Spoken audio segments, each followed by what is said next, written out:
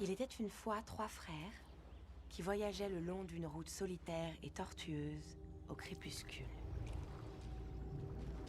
Ils finirent par atteindre une rivière trop dangereuse pour être traversée.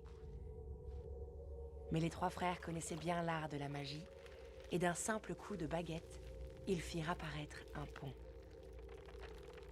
Alors qu'ils allaient traverser, une silhouette encapuchonnée leur barra le passage. C'était la mort.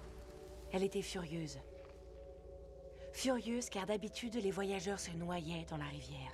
Mais la mort était rusée. Elle fit semblant de féliciter les 3 frères pour leur magie et leur dit qu'ils avaient droit à une récompense pour s'être montrés aussi malins. Le plus âgé des frères lui demanda une baguette magique plus puissante que toutes les autres.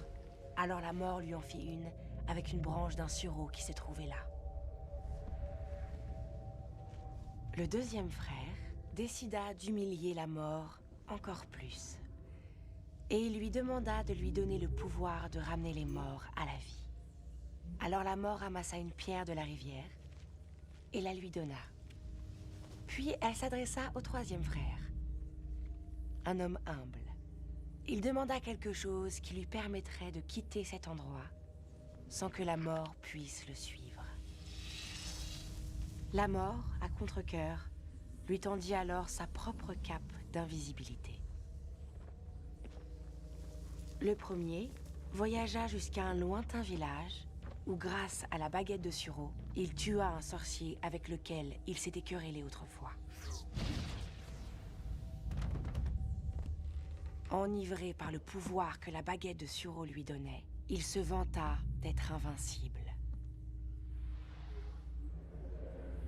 Mais cette nuit-là, un autre sorcier vola la baguette et pour faire bonne mesure, lui trancha la gorge.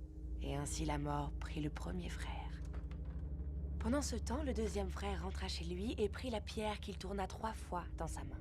Pour sa plus grande joie, la fille qu'il avait espéré épouser avant qu'elle ne meure prématurément apparut devant lui.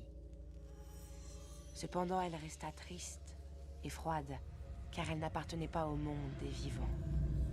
Rendu fou par un désir sans espoir, le deuxième frère se tua afin de la rejoindre. Et ainsi, la mort prit le deuxième frère. Quant au troisième frère, la mort le chercha pendant de nombreuses années, mais ne put jamais le retrouver. Ce fut seulement quand il eut atteint un grand âge que le plus jeune des frères enleva sa cape d'invisibilité et la donna à son fils. Puis il accueillit la mort comme une vieille amie qu'il suivit avec joie et ils quittèrent cette vie comme des égaux.